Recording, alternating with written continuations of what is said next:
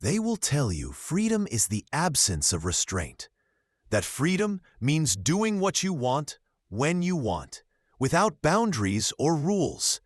But that is a lie. The man who eats without control is a slave to his appetite. The woman who spends without purpose is chained to her debt. The dreamer who sleeps through his ambition is imprisoned by his own weakness. Freedom is not the ability to do anything. Freedom is the strength to master yourself, to command your mind, to harness your will, and to shape your destiny.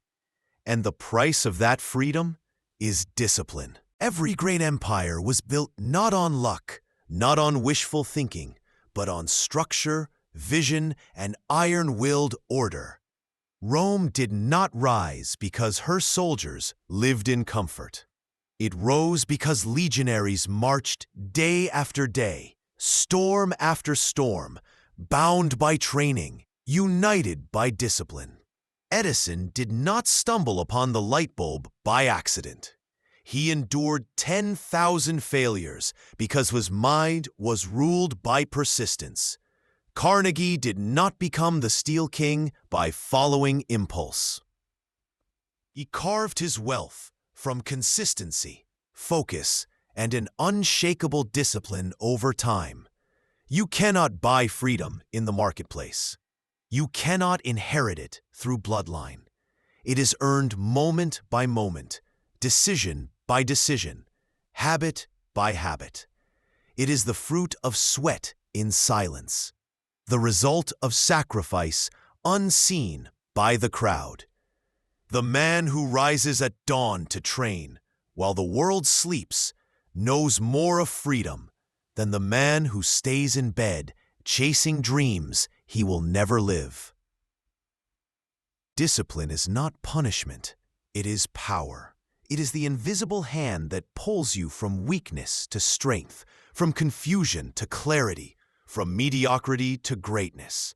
The undisciplined man is tossed about by his moods, his cravings, his fears. But the disciplined man, he is immovable. He decides once, and that decision becomes law in his life.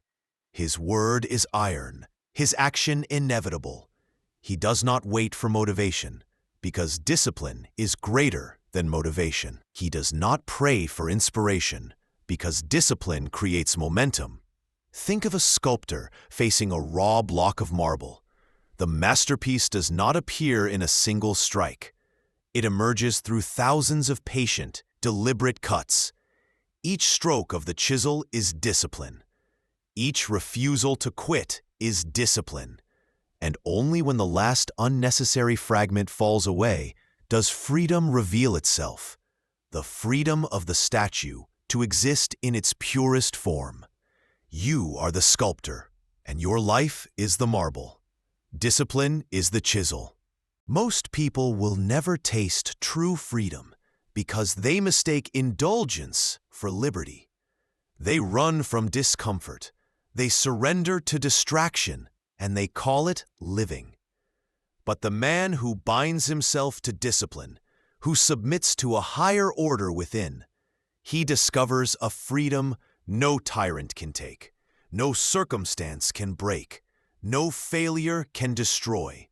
For when you command yourself, the world cannot command you. Look at the leaders, the innovators, the visionaries of history. Lincoln, who rose from poverty to the presidency, forged not by comfort, but by relentless study and self-mastery. Henry Ford, who revolutionized industry, not by following ease, but by disciplining his mind to think differently when the world mocked him. Walt Disney, bankrupt more than once, disciplined enough to keep building castles in his imagination until they stood in stone and steel. These men were not free because life was kind to them. They were free because they paid the price discipline demanded, and they collected their reward in the currency of destiny. Your mind is the battlefield, and every day you are at war with two voices. The voice of weakness that says, rest, quit, take it easy, and the voice of discipline that says, rise, move, create, push. Most surrender to the first voice because it feels soft and safe. But safety is a cage, and comfort is a prison. Only the second voice can break your chains. Only the second voice leads to freedom. Ask yourself, what do you want more? The fleeting ease of now or the eternal reward of freedom? The choice is simple, but it is not easy. And that is why so few walk the road of discipline. That is why so few command their destiny. That is why the masses live as slaves to their impulses while a rare few rise as masters of their fate. Discipline demands you wake before the sun, not because the world requires it, but because your soul does. Discipline demands you keep your promises, not only to others, but to yourself. Discipline demands you endure repetition, rejection, resistance, until your will is stronger than circumstance. Freedom is on the other side of sacrifice. Freedom is won by those who pay in sweat, in focus, in unrelenting consistency. The man who refuses discipline is owned by his environment. The man who embraces it owns himself. And that is the highest form of freedom, to know that nothing outside you can shake what is inside you. The undisciplined life is like a ship without a rudder, drifting wherever the winds of circumstance blow. Today, it moves with excitement, tomorrow with fear, and the next day with regret. The disciplined life is anchored. It is not swayed by storms, nor seduced by passing pleasures. It moves with intention, like an arrow aimed at a target. Every choice is guided by vision. Every action is aligned with purpose. Discipline is the bridge between desire and destiny. Everyone desires success. Everyone wants wealth, freedom, health, love, and impact. But desire is cheap. Desire is a spark that dies the moment the wind blows. Discipline is the fire that burns long after the spark is gone. Desire says, I want. Discipline says, I will. Desire fades when resistance comes. Discipline grows stronger because of resistance.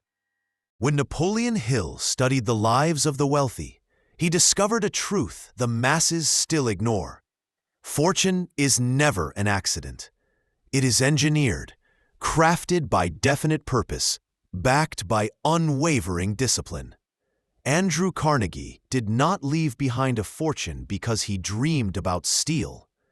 He imposed discipline on himself and his men until the dream became reality. Thomas Edison did not stop after 1,000 failures because discipline does not count failures. It counts attempts. Henry Ford ignored the laughter of experts who said the automobile could never be a reality because discipline deafens you to doubt. You must understand, discipline is not a chain that restricts you. It is the sword that cuts through chaos. The student who disciplines his mind to study gains the freedom of knowledge. The athlete who disciplines his body gains the freedom of strength. The entrepreneur who disciplines his time gains the freedom of wealth. Every freedom you seek is on the far side of discipline. The tragedy of most lives is not that they aim too high and fail, but that they aim too low and succeed. They settle for comfort because discipline feels hard. They settle for average because average demands nothing. But greatness will not come to those who beg for it. Greatness is reserved for those willing to pay in full. The currency is discipline. Think of a farmer in the dead of winter. The soil is hard. The winds are brutal, and the world looks barren. Yet he rises, he works, he prepares. For he knows spring will come, and when it does, the seeds he planted through discipline will bear fruit. The man without discipline waits for the perfect day to begin, but the disciplined man begins today. Knowing perfection is an illusion. That is why his harvest is plentiful, while the other man starves. The world will tempt you with shortcuts, with promises of quick wealth and easy success. But shortcuts are the illusions of the undisciplined. They lead to broken dreams and empty hands. The disciplined man does not ask for easy. He asks for possible, and then he bends reality until possible becomes inevitable. Discipline is also the highest form of self-respect. When you live without discipline, you betray yourself. You lie to your own soul every time you make a promise you do not keep, every time you say tomorrow when you mean never. But discipline restores integrity.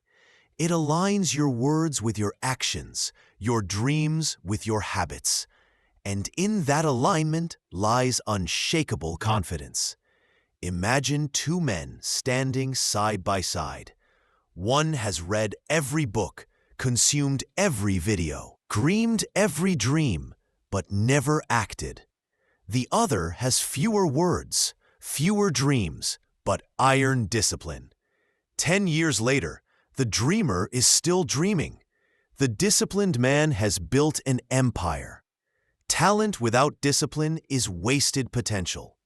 Discipline without talent still produces success because discipline multiplies whatever it touches. You are not defeated by a lack of opportunity.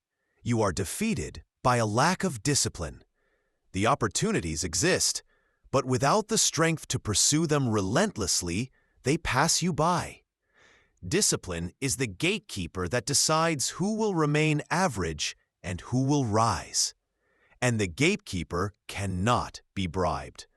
It accepts only one payment: consistent action over time. The truth most do not want to hear is this: freedom is expensive, and the only ones who can afford it are those willing to sacrifice comfort, ease, and distraction.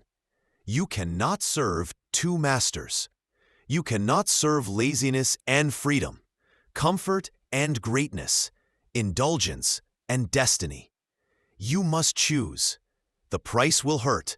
It will demand your mornings, your evenings, your sweat, and your patience. But the reward is everything you ever wanted and more. Ask the soldier who disciplines himself in training so he may live on the battlefield. Ask the writer who disciplines himself at the desk so his words can outlive him. Ask the leader who disciplines his emotions so he may guide others through chaos. All of them will tell you the same truth. Discipline hurts now, but it gives you freedom forever. You must decide which pain you prefer, the pain of discipline or the pain of regret. One lasts a moment. The other lasts a lifetime. One makes you stronger. The other leaves you broken. One is the foundation of freedom. The other is the chains of slavery.